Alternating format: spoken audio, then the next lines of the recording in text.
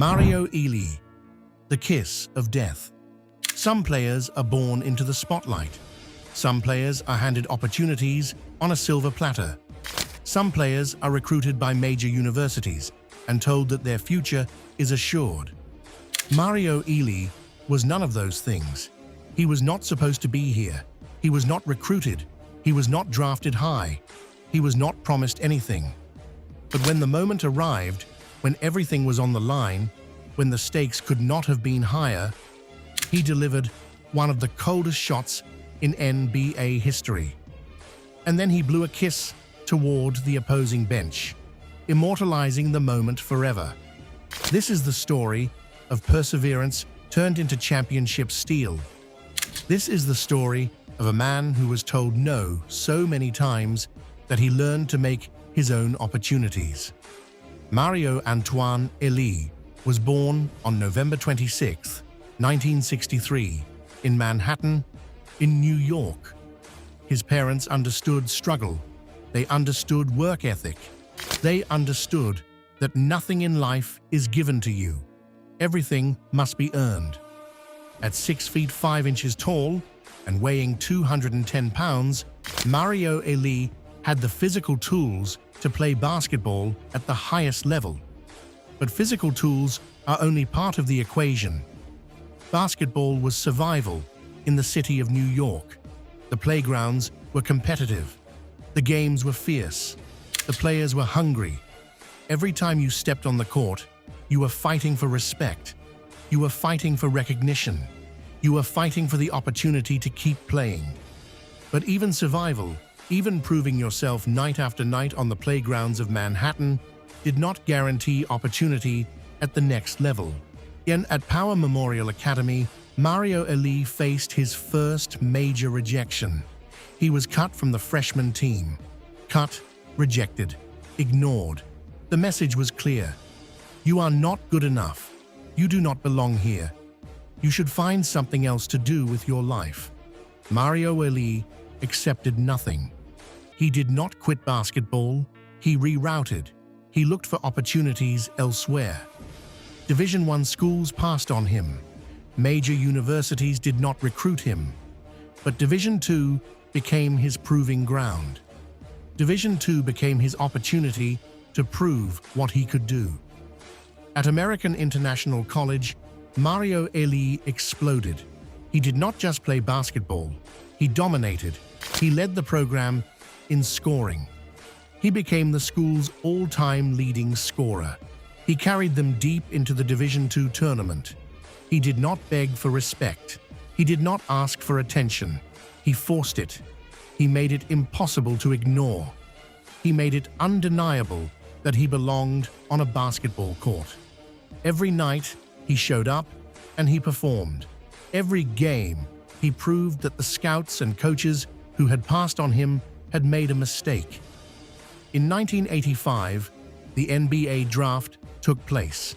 Mario Elie was selected 160th overall, nearly the last pick in the entire draft. The Milwaukee Bucks took a chance on him, but taking a chance and keeping him were two different things. At training camp, he was cut. The dream was over. Most careers end in that moment. Most young athletes who get cut from their first NBA training camp accept that they are not good enough for the league. They accept that the NBA is not for them. They go back to their lives and they try to move forward. Mario Elie did not accept this. He saw it as another rejection, another obstacle, another reason to keep fighting. What followed was a journey that took Mario Elie all over the world. Ireland, Portugal, Argentina, the United States Basketball League, the Continental Basketball Association. Anywhere there was a rim, anywhere there was a team that needed a player, Mario Elie was there. He played overseas. He became Player of the Year overseas. He won championships abroad. Every country sharpened him. Every cut made him harder. Every rejection made him tougher. Every game he played Whether it was in front of 1,000 people or in front of a few hundred, he played with the same intensity. He played with the same commitment. He played as if his life depended on it.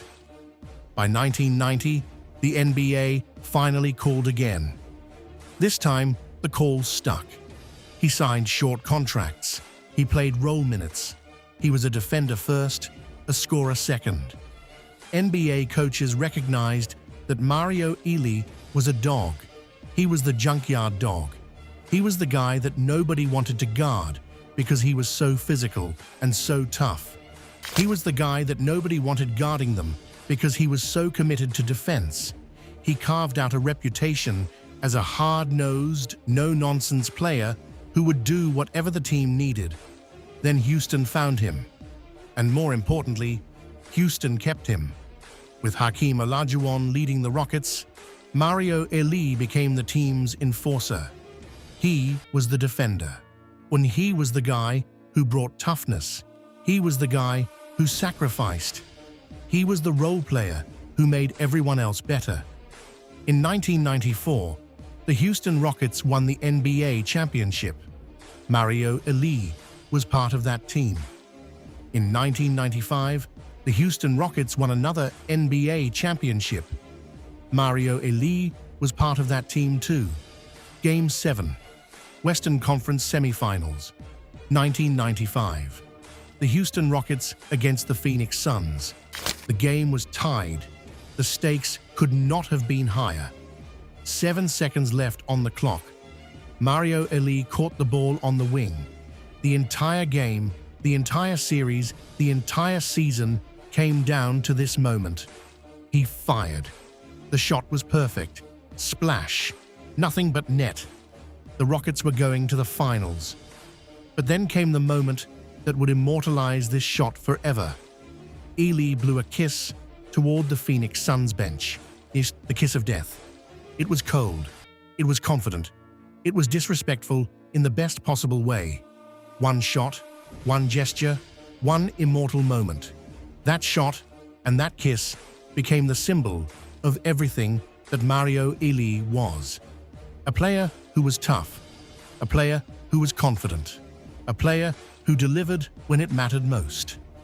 In the 1995 finals, the Houston Rockets faced the Orlando Magic. Mario Elie started.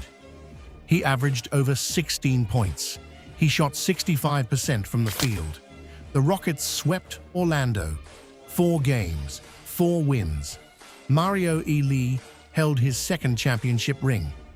A Division II kid who had been cut by the Milwaukee Bucks, who had played all over the world, who had been told he was not good enough, now holding his second NBA championship. San Antonio signed him for the 1999 season for one reason: edge. The Spurs needed a player who would bring toughness. The Spurs needed a player who would bring physicality. The Spurs needed a player who understood what it took to win. Mario Elie brought all of that. In 1999, the San Antonio Spurs won their first NBA championship. It was Mario Elie's third ring. 3 dynasties, 3 different teams, 3 championships across more than a decade, 1 survivor. Mario Elie was inducted into the New York Basketball Hall of Fame. He was named one of the greatest Rockets ever. His career was built not on hype. It was not built on media attention. It was not built on personal statistics. It was built on endurance. It was built on toughness. It was built on doing whatever his team needed him to do. Mario Elie was not supposed to make it. He was not recruited. He was not drafted early. He was not promised anything. But every rejection added fuel to his fire. Every cut made him more determined. Every no pushed him harder. Every time someone told him he could not do something, he found a way to prove them wrong. When the moment came, when the championship was on the line, when Game 7 was tied with 7 seconds left, he did not hesitate. He did not doubt. He shot. He made it. And then he blew a kiss toward doubt itself, telling it goodbye forever. This is the story of Mario Elie, the man who was overlooked, the man who was cut, the man who played all over the world, the man who came back to the NBA and became a champion 3 times. This is Humble Fire.